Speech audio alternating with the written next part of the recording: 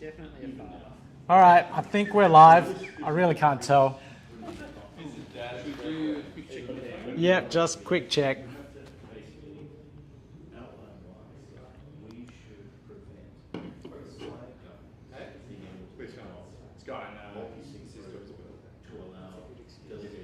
Live. All good? Nope. Oh, yes. Good. We're good. All right, cool. Okay, everyone, let's get this thing started. We are live. So welcome to the first Cardano Meetup here in Brisbane for 2023. Just had to check the year.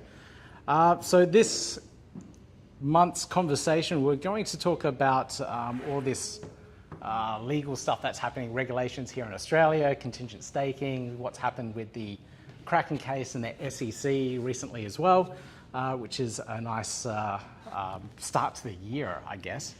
We have some special guests in the room that can talk about this stuff as well, which is really good because I have absolutely no idea about anything to do with the legal space. So it's really good to have experts in the room.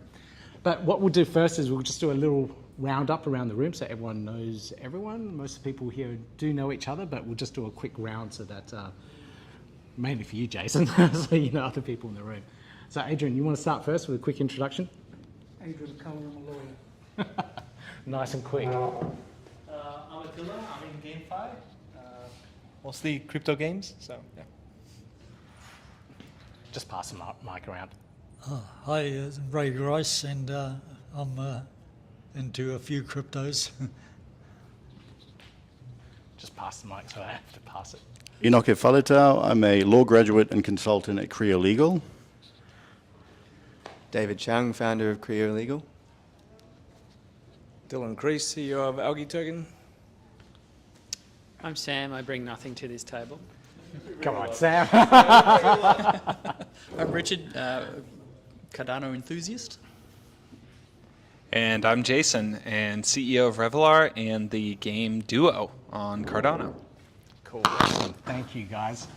So just a quick roundup of what's been happening in the space in general. So the DeFi space has been quite interesting for the Cardano ecosystem in that we've had stablecoins launch. So since I think our last meetup, when was it? Do we have one in December? No, we didn't. So the last one was, Christmas thing. So we didn't have stablecoins yet. We didn't have IUSD, which was launched by Indigo earlier this year. So that was quite a nice launch as well. They did a LBE, a liquidity bootstrapping event on MinSwap, raised a whole lot of ADA in that initial phase and launched, I think last time I checked, it was around 20 million in TVL on the IUSD. So still not huge, but it's definitely a growing ecosystem. After that, we saw the launch of the JED stablecoin as well, and Shen, and that ecosystem grow quite a lot, substantially, which has been quite good as well. So a lot of people have been getting into that. I myself didn't make the cut to mint any of the Shen tokens because the minimum, I think, was 5,008 or something. Did anyone else mint Shen tokens? No? Cool. All right. So it's only for the big players. Very good. But that ecosystem has been growing quite nicely too, and now people can actually use those stable coins and have liquidity added to various DEXs. I think the only one at the moment that is using a stable swap algorithm on their DEX is Wing Riders. So that just means that if you provide liquidity or do swaps on that particular liquidity pool on Wing Riders, it's less of a chance of price slippage on that particular DEX because of the different algorithm that they're using. They're not using the constant product formula, they're using a different one. So that's a general roundup of how the DeFi space is going at the moment, and it's pretty exciting to actually see. We're seeing the TVL and everything slightly grow a little bit as well on the Cardano ecosystem. But besides that, we've had a lot of legal stuff happen in the space now. So just recently, the SEC and Kraken, their case, Kraken settled with the SEC, and a lot of platforms are now removing the earn mechanisms off their centralized exchanges. So this was all put in place to help protect consumers in general. So anyone that's providing assets on all these third-party platforms such as Celsius, BlockFi, and all those other really big ones that collapsed last year in 2022, we now have some sort of legal precedents now being put in place so that the government can chase down these platforms. And I was just informed today that SwiftX here in Australia have removed their Earn program off their platform as well. So it's making ramifications and having impact within the crypto space and a lot of the centralized entities. But I'll refer to the people in the room if someone can actually explain to me what's happened in the Kraken case. I'm looking at you, Adrian, or Enoch. Well, pretty simple. It was an investment contract. Simple as that. It met the requirements of the Howie Test. If you look at the original Howie Test was very similar to our Section 10 for an MIS. It's the contribution of money or money's worth that is pooled, managed by a third party, where the contributor has little or no control over the investment.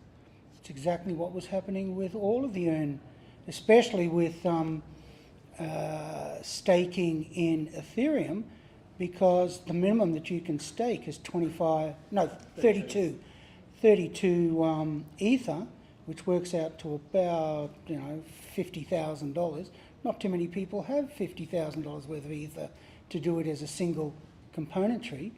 So what the DCEs were doing were, give us your 10, give us your 20, give us your 100, your 300 or whatever, and we'll do it for you.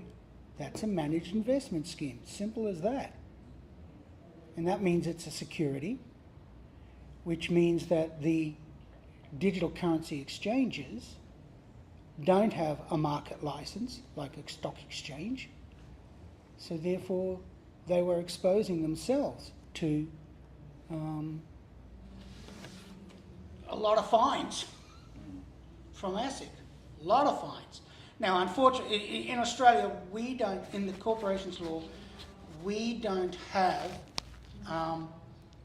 we have criminal penalties and civil penalties, but we don't have custodial penalties under our corporations law, okay? Which is different from what the FCA is doing in the United Kingdom.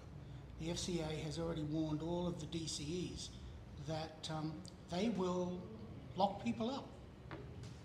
Now, it has to be approved by a court, but that's what the FCA is doing in the United States. They've given very strict announcements in that area. Okay. Anything to add? Yep. I was just going to Grab say, the mic. I completely agree with Adrian. The only thing I would add is that, based on Gary Gensler's recent video as well, is it's a bit unclear whether we should distinguish between stake pool operators that are actually held by a centralized exchange, where they have custody of the assets and where there's an element of trust, whether that should be distinguished from a protocol that allows for staking as well. So, for example, in Cardano, where there's no... I agree with that, yeah. Cardano is completely different from the way it is structured mathematically. Yeah, absolutely. And I would just say as well that, so even though we can, so Gary Gensler wasn't clear about whether this would apply to non-custodial staking protocols, but my assumption is that he didn't intend to basically regulate cryptocurrency protocols that don't have a custodial element to it. That's the only thing I would add. I disagree with that. Gary Gensler wants to control crypto. His main opposition is the CFTC. There's a turf war between the pair of them. And I'll give you an example why I disagree with No, so just to correct myself, Adrian, so I'm not saying that Gary Gensler is opposed to regulating protocols. I'm just saying that from the video that he released, it actually doesn't identify that he's actually saying this applies to protocols. He only talks about centralized exchanges. Yeah, but I think Gensler is an empire builder. And when you look at a lot of this, the classic example that he's given is that because the majority of the nodes of Ethereum are allegedly based in the United States, all transactions on Ethereum are subject to US law. He's come out and said that. I mean, it's bullshit, right? But he's an empire builder. And unfortunately, He's a former professor at MIT in blockchain and crypto. So he has this credibility factor which Congress will listen to. Yeah, I don't disagree with that. Okay. Why has it taken so long for this to actually come into play now? Like, what was the SEC waiting for? Capacity. It's purely capacity. I mean, ASIC has limited capability, but no capacity. The SEC has a lot of capability and is stretched on a whole heap of things. I mean, they are still closing down organisations that ran ICOs in 2017 and 2018, right? They just don't have the capacity to do everything that comes to their attention. I know that Brian Armstrong from Coinbase is trying to do a rearguard fight against the SEC in relation to the staking issues. He's going to lose, I think, Brian Armstrong, but it's just pure capacity. I'd say capacity, and also the fact that everyone knows in 2022, FTX, Sam Bankman-Fried, they're looking for somebody to blame now. Like there's blood on the streets. They need to find somebody. And if they can't fix it because they can't, Sam Bankman-Fried has all these political ties, they're going to go after easy targets as well. That's just my personal opinion on it. Yeah, and the problem with the Sam Bankman-Fried is that it actually wasn't a crypto problem. It was a governance Exactly. problem. Exactly. But if it's a governance problem, there are documentary evidence that the SEC was aware of some of the governance problems well before FTX collapsed, but they did nothing. Again, a capacity issue. They just didn't have the capacity, and then it's all blown up in their face. So now they're looking, well, we're going to try to, hit some big guys, and Kraken is the third largest DCE in the world, I think. Certainly number 2 in the United States. So, and they only got 30 million out of them, right? That's nothing to what Kraken. I mean, What were their profits, like in the hundreds of millions? forget about that. You should see what they did with, I know something, with USDT. Tether. What do they do? I won't say. Sorry, we'll be back. But they weren't the only ones. There's 3 parties that made an unbelievable... Do a Google on who has the most Bitcoin, and you'll find Kraken, Coinbase, and there's one other that I... Grayscale. No, there's 3 of them that are... Well, I mean, apart from Hubiel and Binance, but inside the United States, there's 3 really big players, and they made a killing using USDT. Cool. Great. Cool. Fine. So, don't worry about their $100 million, okay, Yeah. in profits. That's nothing. Right. Very good. Okay, so back to the staking and the protocols and what might happen. Like in the Ethereum space, there's a lot of third-party services that use that have their staking mechanisms to make this possible, like gathering everyone's ETH together to make the staking possible. So how is all this going to affect those protocols like Lido and Rocket Pool? I can't think of another one off the top of my head, but they're fairly popular ones where you can give them like 2 or 3 ETH and get some ST ETH out of it. What's going to happen with those guys? Because that purely is management of someone else's funds. Yeah, it's a real problem. I mean, Yeah. But the thing is, I think anyone in the industry, certainly any of the general counsels of these big companies, they've known that it's not a surprise to them. I mean, even in Australia. I think it is. SwiftX were taken quite... I think they identified a window of opportunity, let's call it that.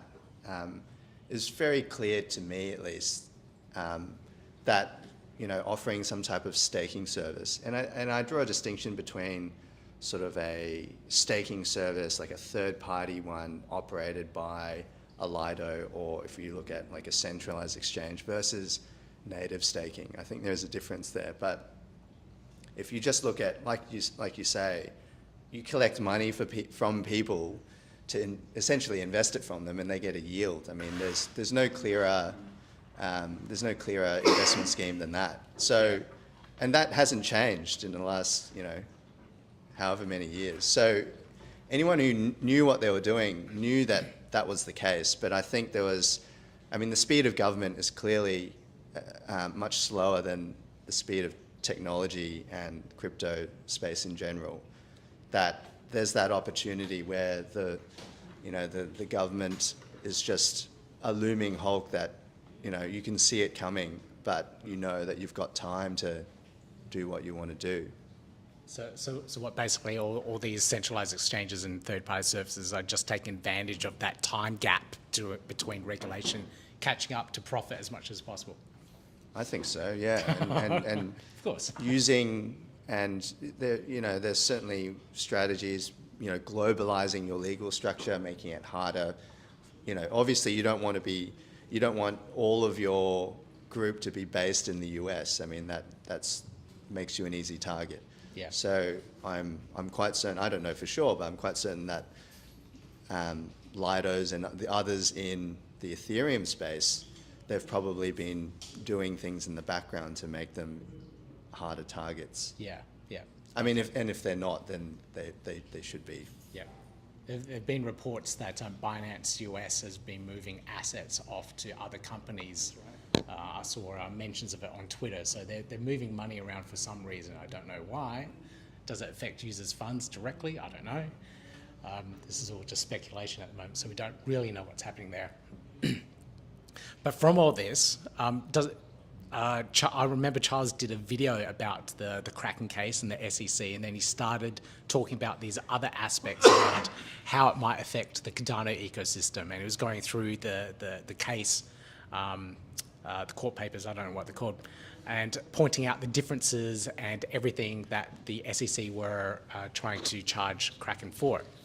And majority of that stuff didn't apply to Cardano because it's non-custodial, which is very nice and really good to hear. I don't know how that'll be interpreted in the future or if they'll change their minds or whatever, but at the moment it's good. But that also brought around the idea of contingent staking and this lovely ability for stake pool operators in the Cardano ecosystem to gate who can actually delegate to their stake pools. And of course, this has caused such a big drama in the crypto Twitter space in the Cardano circle in particular, where now we have divisions in the community. Either you're for contingent staking, where you can gate and do KYC and all sorts of other things to make sure that only certain people are delegating to your pool, to other people saying, no, it should always be permissionless and anyone can do whatever they want on the protocol. So that's where we're at the moment with the whole contingent staking space. Has anyone here been participating in this giant debate? Yeah, I don't understand why we can't have both. Well, that would be the intention. So if you have contingent staking, they still have the option not to adopt it. So, and I mean that's to my frustration on Twitter as well. Charles addressed this as well. If you're going to be anti-contingent staking, you have to put forward an argument that isn't just regulatory. Otherwise, we end up going around in circles, because the problem with a regulatory argument against contingent staking is that you can have regulators come in now and basically blacklist the protocol in Cardano. They can just say, look, we've identified a number of people who are running a child pornography ring and they're delegating to this SPO, and because we can't identify who these people are, we're going to just ban staking completely. So if you're going to run a regulatory argument, you have to basically fall back on the fact that, if you're going to run an argument, you have to fall back on the fact that it can't be regulatory. You then have to delineate why you believe that delegators will somehow only delegate to centralized to contingent staking SPOs. So you basically have to outline why that will be the case. And then you also have to outline why it is that contingent staking SPOs will somehow become the normalized SPO in the protocol. We can still, so once input endorsers are adopted in Cardano, it will make it easier for stake pool operators to basically start a pool up. The whole point of starting an SPO on Cardano is that it is far more efficient, significantly more cheap than Ethereum. And if we don't believe that philosophy, then the entire protocol breaks down. So, I mean, I'm sort of agnostic as to whether I want contingent staking, but if you're going to put forward a regulatory argument, it basically falls on its face, because the argument applies now.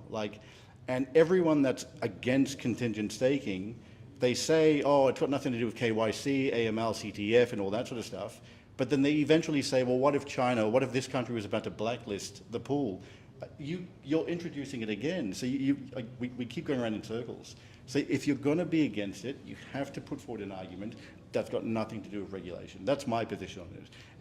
And on top of that, why should we put Cardano in a position now where we prevent this mass adoption when we already know that contingent staking is probably going to make it easier to comply with regulations in the future? I feel like it's a bit of like, a couple of people were looking for, and I say this with all due respect, a couple of people were looking for like engagement farming on Twitter, thought they'd chuck a couple of tweets out, and then it just got bigger than it actually did. The actual issue is really small when you consider it holistically, and it's just sort of blown out of proportion. That's my view anyway. My understanding is the contentious part of it was, and I agree, look, if regulators want to target a specific, if regulators want to target a specific staking pool, they can do so. But to give them that mechanism to compel a staking pool at the protocol level, that's really where the contention, it's a purist sort of an argument, right? But they can do that now. But there's no mechanism to do that at the protocol level. But even without the mechanism, so like if you look at Tornado Cash, for example, there was no way that they could prevent people from using the tumbler to basically to wash. And so because they couldn't do that, there was no argument about, okay, well, we can't do that, therefore we should just let it run. They just said we're going to blacklist it, and then they made it blacklisted. And except they also arrested the. Yes. Well, absolutely. He's still in prison in the. No, exactly, but this sort of strengthens the position that I've adopted, is that like he can be off the protocol and gone off and done his own thing. The thing's been running for 3-4 years. I mean, this takes us back to the whole, this whole code is somehow not subject to the same types of laws because it's a form of expression, and it should at least in the US, it should be protected under the Fourth Amendment. And so First Amendment. So my position is that if you're going to basically put that argument forward, then you can't have your cake and eat it too. You can't say on the one hand that, okay, this is code, this is merely code, my digital assets don't mean anything, they're just code, but then if someone hacks your account, you want to make an argument that it's property, because if you don't have that argument, how are you going to get it back? It can't just be code on the protocol. So, I mean, a lot of these issues don't get dissected enough. And I feel like most people just come in and they say these like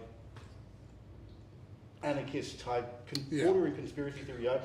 But just on the record as well, I'm anti-government regulation. I don't want more regulation. But if you're going to put a regulatory argument forward, you have to delineate how it's an issue. And that hasn't been done. At least, I don't like to tweet about this stuff, but when I see something on like Twitter, I'm like, look, this is just not the case. It frustrates me. And some of the smartest people are putting tweets out and completely missing the mark. And I'm like, let's just bring it back to square one. What are we actually arguing about here? That's my position. Yeah, no, I tend to agree. I think, like I said, it's a purist argument, and probably on that anarchist sort of side of the spectrum, and it's don't make it easy for them at least, right? By building it into the protocol. But on a Twitter space this morning, I saw a Noguera on it as well. Like Charles is basically just breaking it down and saying, do we want this contingent staking if we implement it on the L1 or an L2? So that was his viewpoint. It's like, we can do it now. It doesn't matter. We can do it before regulations. We do it after. It doesn't matter. We could just where do you want it? And that's where his viewpoint was. I think putting it So I think putting it on the L2 actually gives a lot more of the burden to the L2 and the operators of that, for at least in the States with the broker-dealer licenses, right? Because then you fall into the same position as Kraken, right? Now you are taking in somebody's assets, because you would essentially in Cardano be taking 100% of the ADA off of that, and then, I mean, this is what Charles was saying, that. And you don't get the security layer Right. of the layer one. And, Right. I mean, this goes back to the fact, I mean, you know, SPOs will quite happily say, look, I'm just infrastructure. I'm not a service provider. This isn't a business. But at the same time, market themselves so that they can get people to delegate to their pool. So, as I said, you can't have your cake and eat it too. What are you? You can't be both. I mean, that's sort of irrelevant anyway. Like, as I said before, there's already a position that the US government can adopt to make it illegal anyway. Like, if the US government, it's not a case of like, we're going to go and read the white paper. There's 154 research papers on Cardano. I'm going to look at that and see whether or not I have the, you know, the power to come in and make it illegal to run an SPO. It's really just quite simply a case of, is there any argument that they can run that effectively falls within the AML provisions of the US laws? And if it does, they can make an argument there. And like you might say, well, they'll just offshore it. But I mean, this is a global initiative. It's not limited to the US. I think it's a bit short-sighted to just say, well, if we implement this now, we're going to allow it so that we're making it easier for regulators to come in and control SPOs. They can already do that. Like, all we do is basically, I mean, KYC is only one of them, like hundreds of different features that you can do if you allow multi-sig, like on the protocol. And Charles said, I'm sure you've all heard this, he ran this conversation, it wasn't even an argument then, he ran this conversation in 2021 about how, you know, the infrastructure bill that was being proposed in the US made it so that the SPOs were effectively brokers. So he had a casual conversation during an AMA about how we've actually got to basically position ourselves so that we can actually basically deal with the fact that that might be the case. And like, so my thinking is that if that is the case, like, what is the problem with making it optional that SPOs can use KYC to comply with laws? Ultimately, if you're someone who's completely anti-contingent staking, go and stake with a pool that doesn't have that. If you don't believe that there will be SPOs that exist without contingent staking, I mean, again, we go into a philosophical argument now, but ultimately, you basically don't believe that Cardano can continue. Like, do you know what I mean? Like, all roads lead, if you really consider the issues, you either believe that Cardano can continue and that SPOs can continue to exist, or you believe that SPOs will all adopt contingent staking and somehow every single delegator will be forced to delegate to these contingent staking SPOs. Exactly, and I can't see It's why ridiculous. that would happen. So Yeah. what's the concern? It's just fun. Yeah. Yeah, and for me, like, everyone's spending so much time and energy on this. This thing I've out. spent way too much time on it. I can tell. Yeah, it's just incredible how much time and energy is being poured onto it, and like Charles has done so many videos one after another to calm the community's fears in this whole drama at the moment, and it's not even a thing. You don't need this time and effort as it is at the moment. Furthermore, we can't really do this type of protocol changes until we have a good voting mechanism in place. SIP, yeah. Yeah, so the SIP 16 something.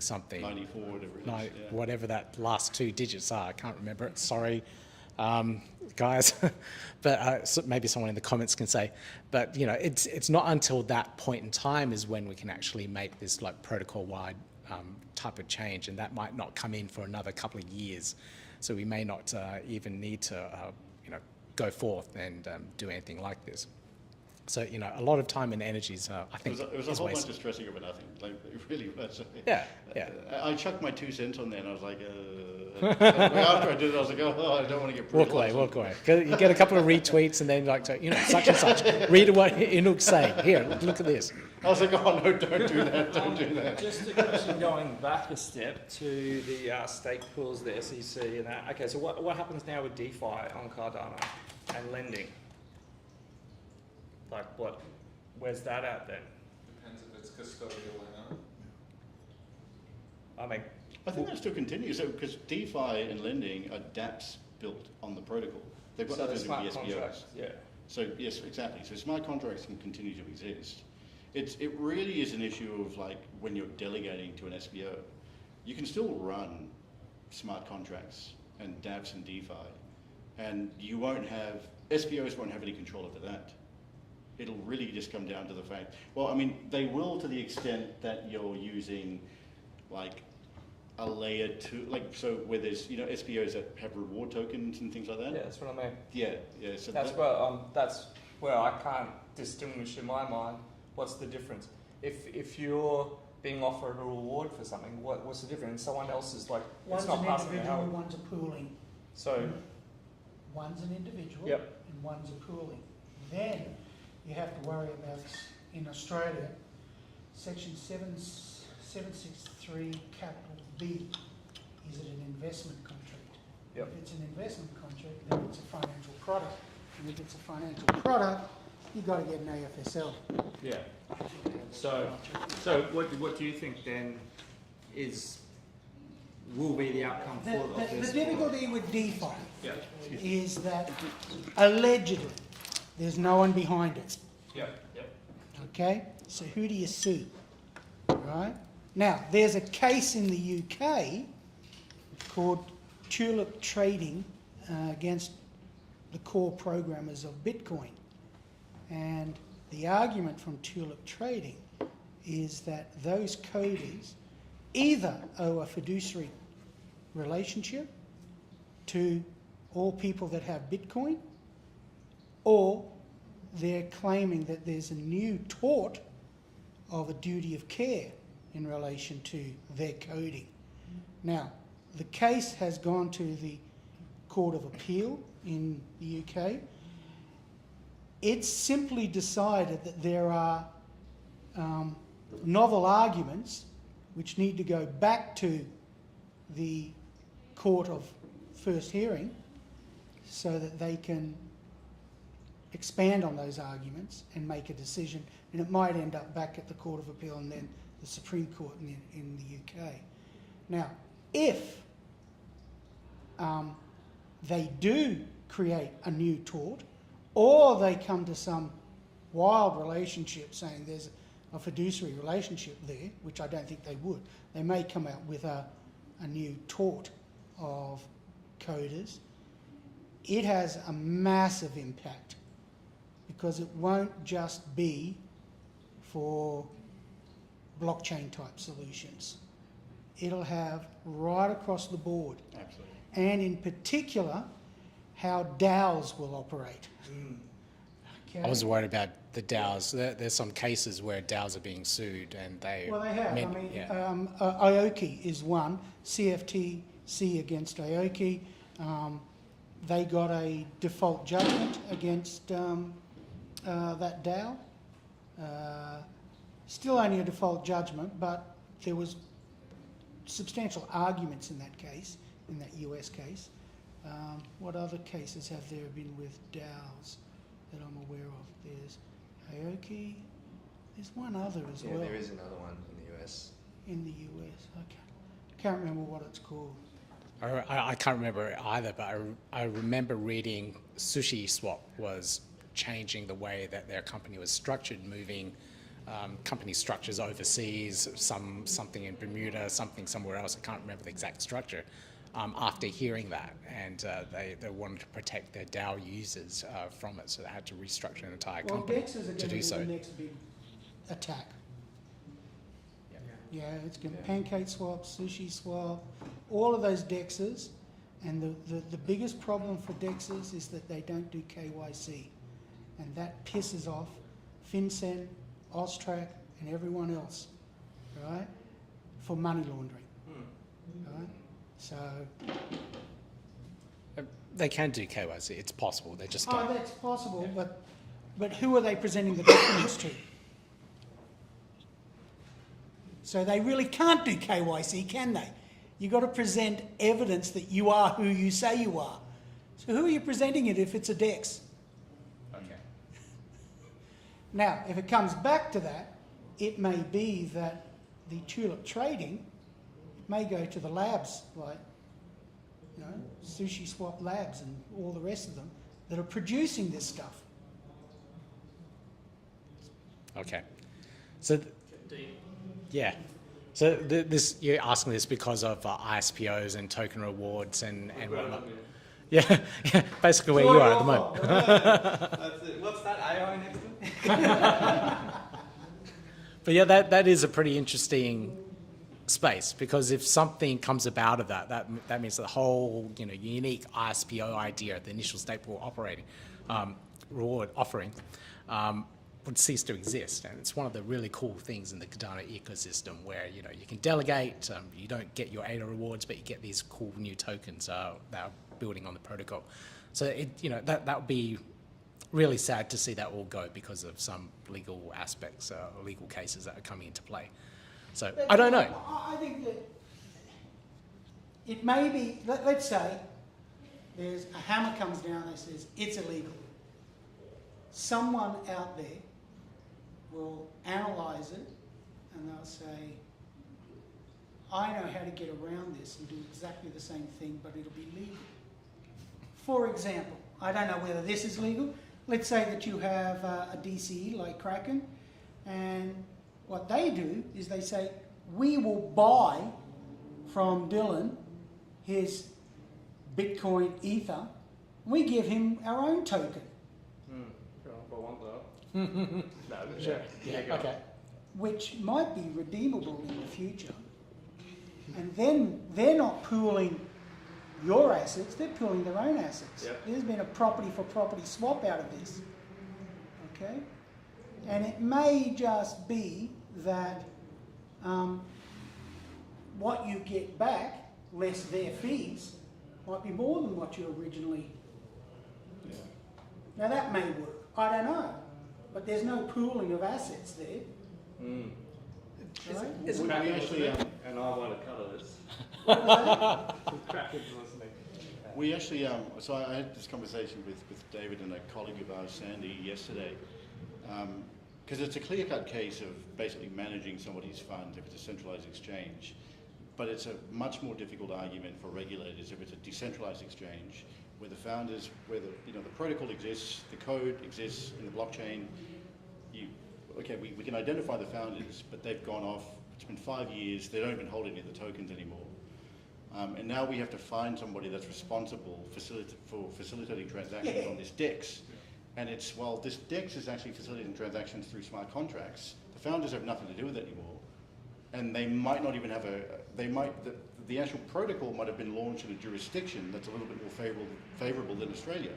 If you launch a DEX in a country in Africa that doesn't have an issue with that, how can Australian authorities come in and then say, we're going to shut this, we're going to basically sue this protocol for breaching the Corporations Act when it was launched in a country and the node didn't exist in Australia? That's what Cash is all about.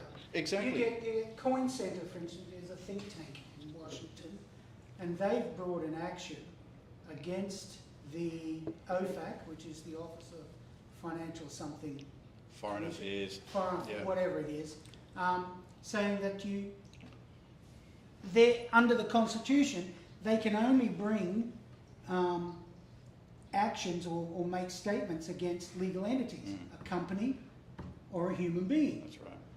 Tornado Cash is a piece of software, and that's all it is. Open source. Oh, it might be open source. There's a whole heap of tumblers out there, but it's a piece of software. So how can you bring or make a ruling against a piece of software? Right? And that's the point that's being made here is that if you have a DEX and it's issued in Nigeria, and Nigeria has no problems with it, once it gets on the internet, it's cross-jurisdictional immediately. So it's going to be very hard for, and IOSCO is doing some work in this area, I know, but IOSCO is the International Securities, IOSCO, International Organisation of Security Commissioners. In London, I think they're based. Yeah. I mean, that's why the developers have always been, it's always been a risky spot to be in. Yeah. Well, that's why they arrested that guy in the Netherlands. Because they're the only ones that you can see, that you can find. But I mean, what if the team's not even doxed, right? I mean, you've got Curve, you know, that's they've got huge total value on their protocol, and no one knows who's developing Curve. I mean, even the token itself was released by accident, and the team just decided to sort of ratify it afterwards. So they can't even take responsibility for releasing their own token, more or less. But the developers, you know, they're in a hot seat because they're the only ones that are sort of visible. But then you've got, you know, Discord communities. You know, there are That's why people tulip trading there. is a very important case to monitor. Yeah. Because then it could potentially even extend the liability to IOG in the Cardano case, right? Like if we go down kind of the south path of contingent staking or not and regulation in that whole space, like there may be an analysis there could be an analysis of contributory or Yep. conspiratorial Yep. analysis. And so if they don't at least do the due diligence to say, like, we weren't negligent in this, like, we pushed it forward to the community said no. Right, that may be an element of what's happening here, but you know, I think for me too, it's pretty much of a nothing burger in terms of contingent or non-contingent staking, because it's like I'm going to lean towards a libertarian approach where it just says, like, look, if the capabilities exist, I'll choose to do it. The free market will sort out the rest, right? And so there will be people who do it, there will be people who won't, and at the end of the day, to spin up a Cardano node in international waters that's completely like offshore, decentralized, like what jurisdiction does it fall in?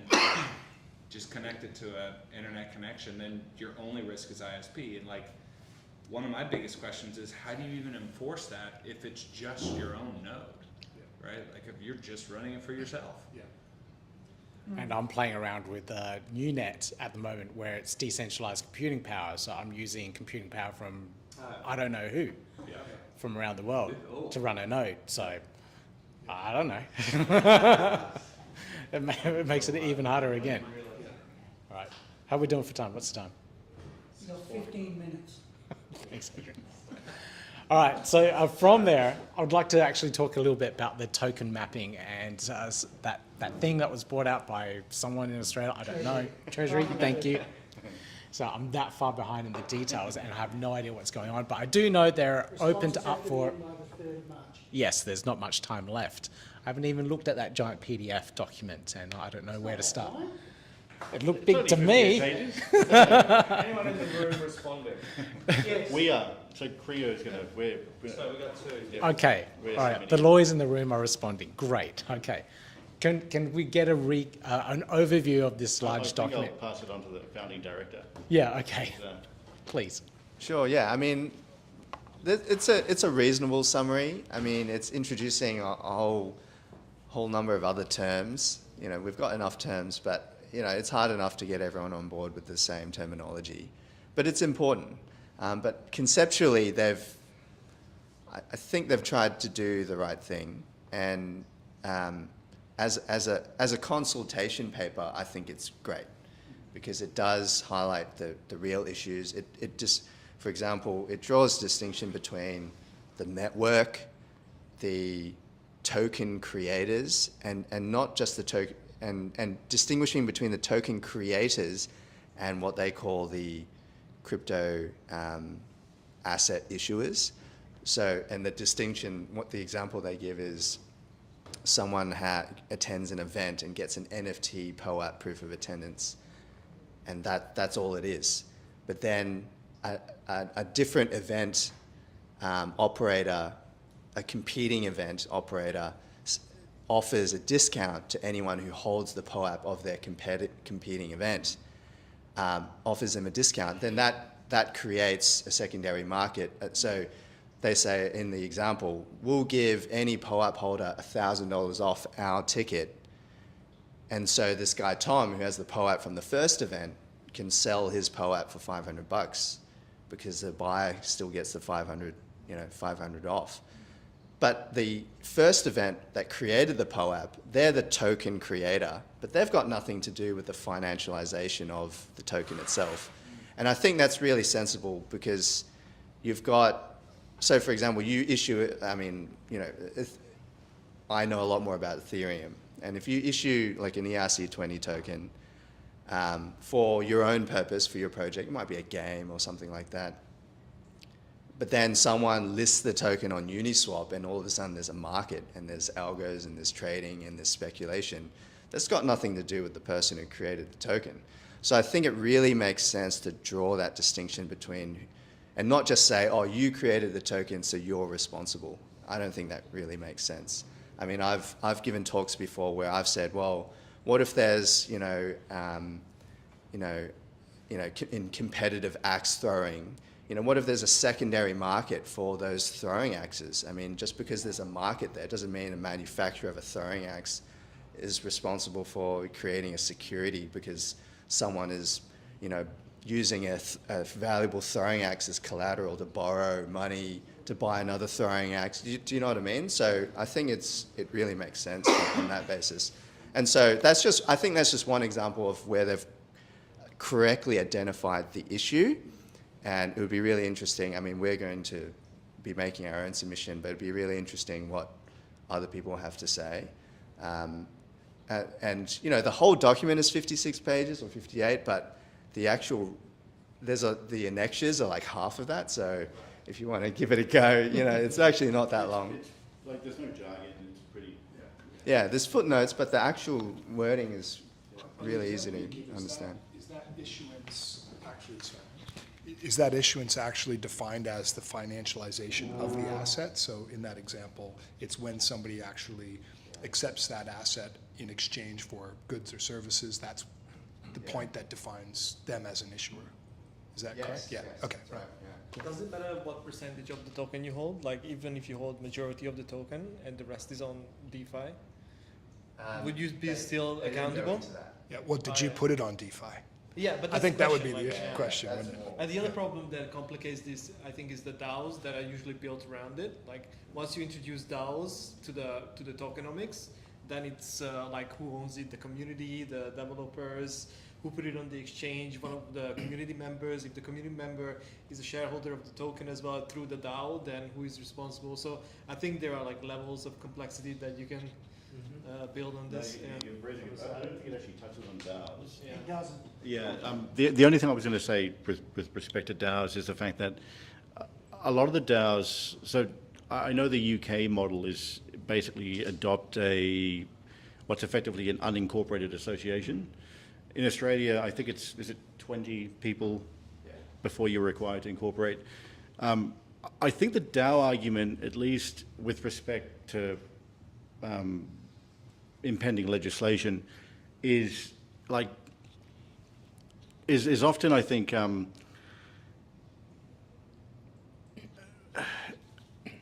I don't think it's a strong argument. I don't think it's as strong an argument as founders would want it to be. Basically, I do know a few projects that are calling themselves DAOs that are effectively just companies, and there's nothing that would prevent them from getting sued. The whole purpose is effectively to have it so it's an autonomous, decentralized organization. I think it's not even the companies. The companies, because it's companies, it's a bit more protected. It's more like community members, who are community members through the DAO.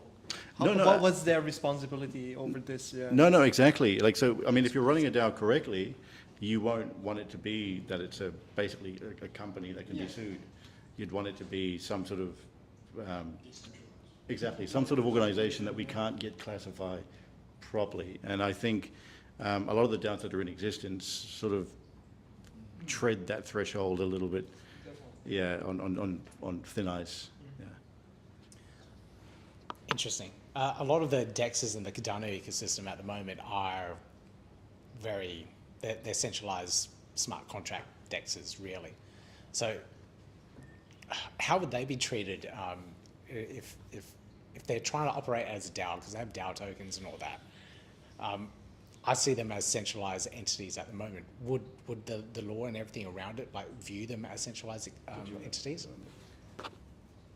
Yeah, so I think in the consultation paper, they have identified that there are, there's a distinction between a single smart contract, a protocol, which is a bundle of smart contracts, which is kind of what a DAO could be as well. And then also, but looking more, based in the sort of the Australian legal framework, it's more, you look at the function as well. So rather than, so in some countries, they just list out all the things that are securities. But we don't do that here. We have these tests, and there's the managed investment scheme test, which is similar to the Howie test, but then there's a lot more. There's just a general framework to say, things that fall into these, have these aspects are financial products. And so, and that's, I think, probably sort of a smart sort of future-proof way to do legislation. The question is, and this is what the consultation paper does ask, is do we just use that framework? Do we need something new? The UK, their approach seems to be, let's just bring in everything new. But I'm not sure if I'm on board with that necessarily. Having new torts, a new form of property. Over the word possession. Yeah. If you read their 512-page diatribe from the England Wales Law Reform Commission, they got completely bamboozled over the word possession. Absolutely. You go to New York. New York has released in the Department of Financial Services, they look at the issue of control. And control is where you really should be looking at. Possession they just got completely crypto confused. means nothing, right? Possession. Yeah, possession really means nothing out of all of this. You know that the UK has a consultation paper that's got to be in by the 15th of April on DAOs. I wasn't aware of that. No, I didn't know that. Yeah. Oh my gosh. Okay. Right, so this consultation, I want to understand the process a little bit more. So the Treasury's put that out. Everyone's 27 questions. Yeah. It's a 57-page document. Yeah. There's 14 main questions, and they've got A, B's and C's with them. So there's 27 questions all up, and they give you a little bit of background, and then they ask a series of questions thereafter, and you answer the questions. You want to know when it's going to become law, or when it will become law? Well, I want to know what the process is as well. Yeah, the process is people will submit. Yeah. It'll be evaluated by Treasury. They may have, like they did the last time, they'll invite certain people down to have a round table with them, which is what I did 2018, I think it was. They'll have a round table and start talking through the various views that come from those responses, and then they'll sit on it for 5 years. Okay, fair enough. So they recently had, I actually brought Liam Hennessy down for the Cardano Summit. So he actually was in Congress, speaking of the US, he was in front of the Senate yesterday. Yeah. And it was sort of touching on blockchain and cryptocurrencies, but it was predominantly in relation to like tax reform in Australia, and believe it was in relation to specifically foreign currencies and how you would treat cryptocurrencies, considering the fact that it's now been adopted as legal tender in some countries and will be adopted by other countries as well. So there is a position where there's some fear in the tax community. I can't actually speak to that because I'm not 100% sure. There's some special provisions in the Tax Act, because the Tax Commissioner issued a guidance note dealing with cryptocurrencies about 5.5, 6 years ago. And basically, if you trade in foreign currencies, you can get certain tax advantages, but it has to be a recognised fiat currency of a foreign jurisdiction. The difficulty that you've now got, and they said Bitcoin, Ether are not recognised anywhere in the world, so you can't take on those tax advantages. The problem you've now got is you've got El Salvador and a couple of other countries that have adopted Bitcoin as a equivalent of a fiat currency. So now they're worried. What the hell was that?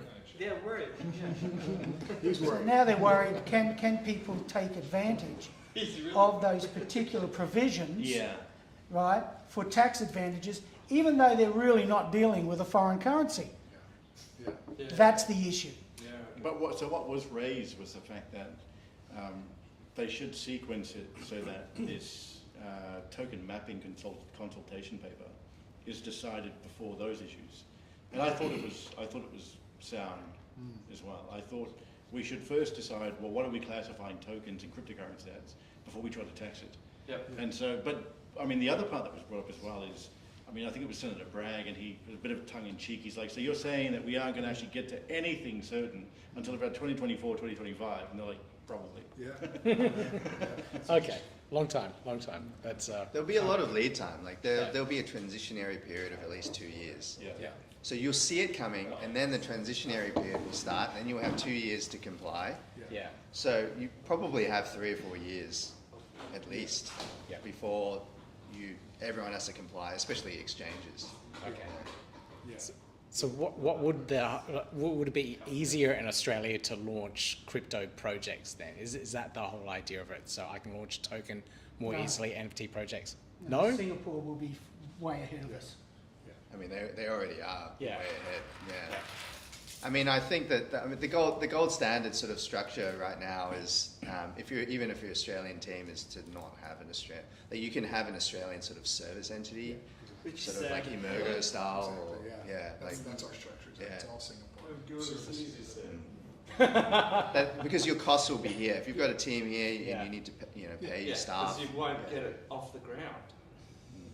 As you're finding right now? I found out this year's I mean, like, So, Dave, Adrian, I might miss a little bit here, but when you say that like, there's a 2-year period, is any of this being reflected back to the Taxation Act? Because under the Australian taxation law, there's no backdating of when they can say, you owe us tax.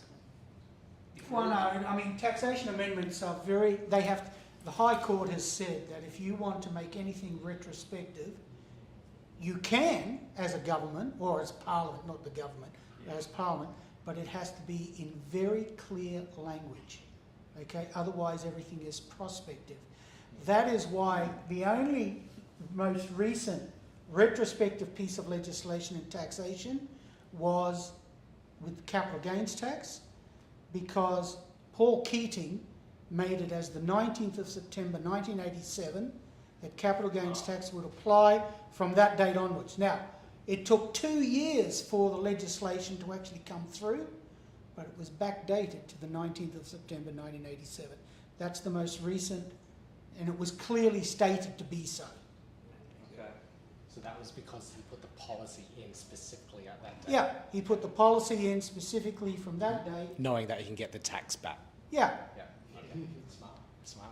I'm just guessing on the timeline, but there's obviously some political will to get something in there to protect consumers. Yeah. I mean, that's sort of the main thing, I think, that most people agree, to be honest. It's not just the politicians. I think everyone agrees that we don't want people losing money for no reason because of a rug pull. So, so maybe there's some political will to bring it in faster. But if you rush it, you're just gonna get it wrong. Yeah.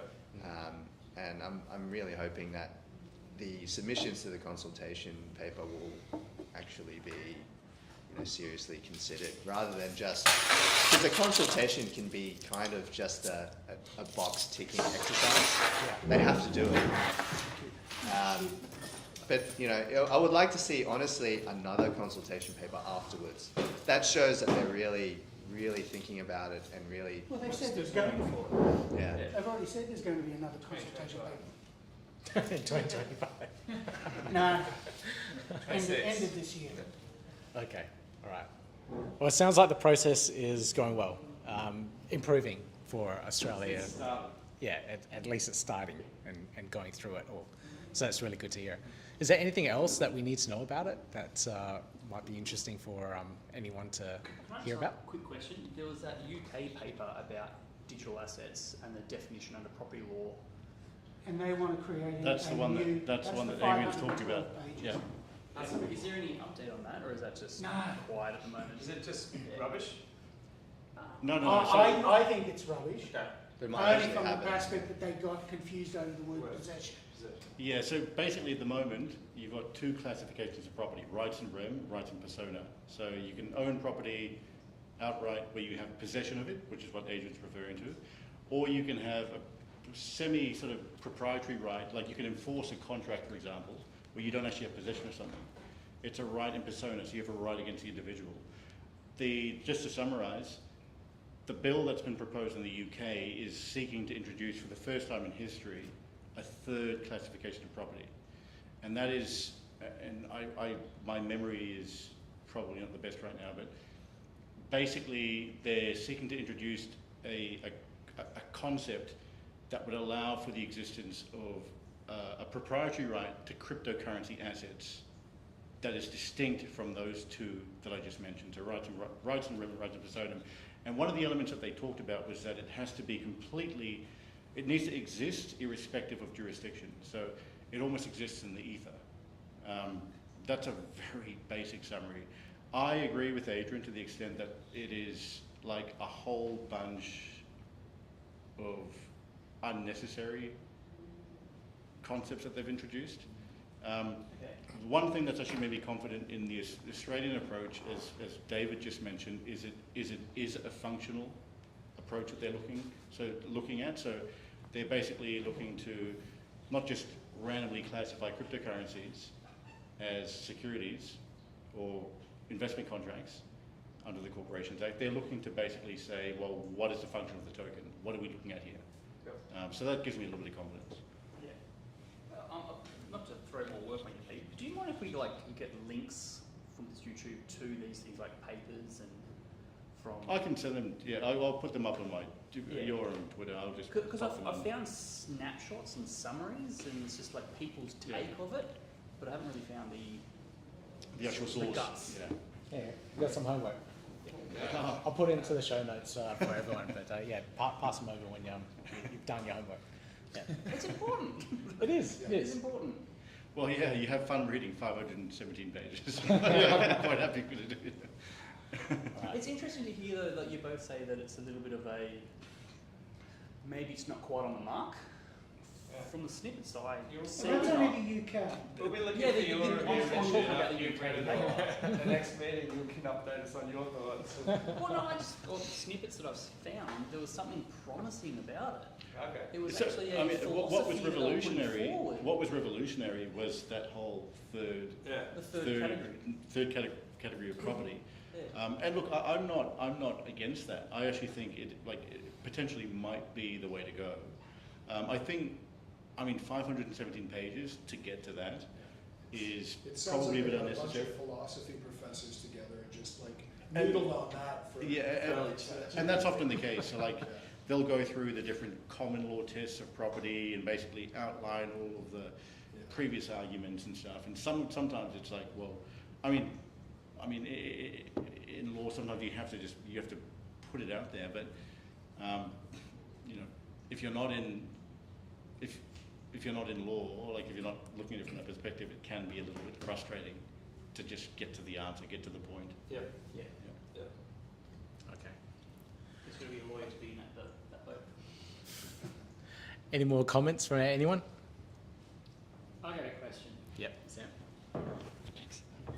So, SEC went after Kraken, but they also went after Binance's stablecoin. Yeah, that's because of the linkage with Paxos and the gold and how that was linked together. They haven't really, all they've given so far the SEC is given a notice of inquiry. That means saying, we're investigating something, and if we come up with something, we will bring an action against you.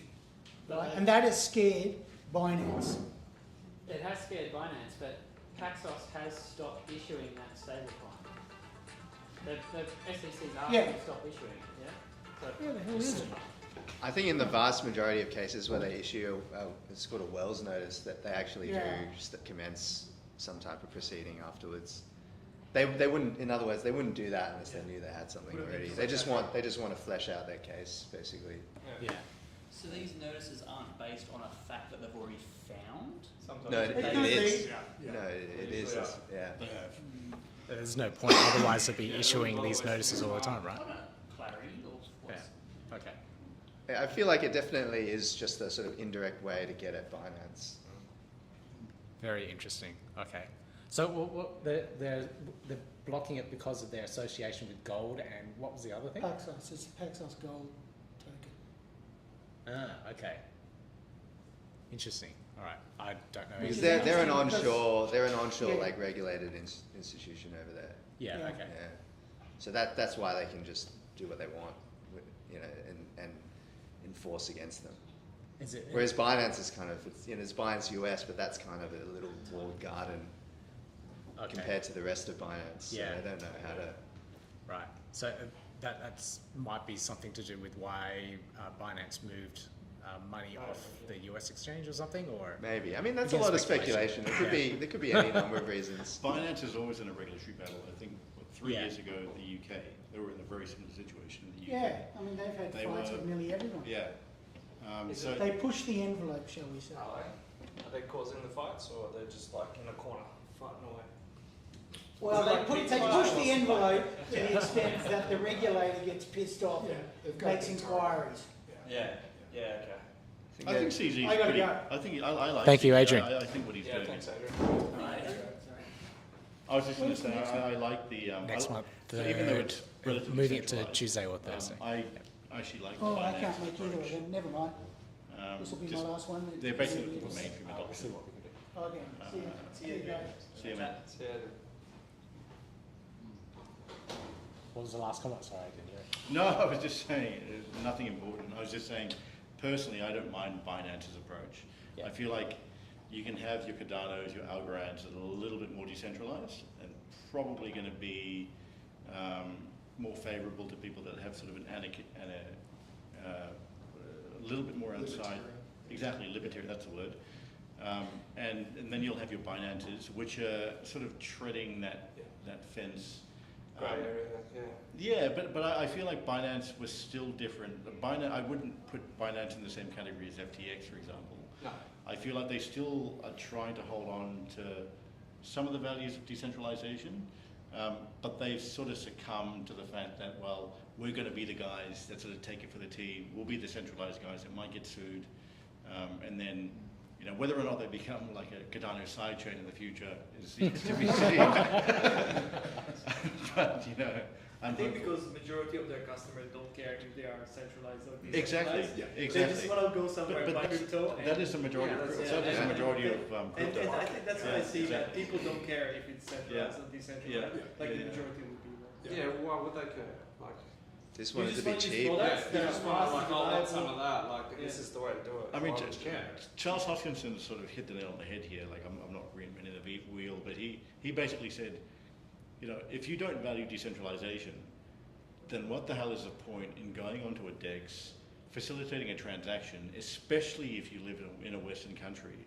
It's like, I'm going to hop onto this clunky little platform and trade a couple of cryptocurrency tokens so that I can take $500 out that I probably could have taken out at a bank, just so that I can say that I've done that. And it's like, the only time that's valuable is if it's an actual decentralized exchange, because then you don't have a single point of failure.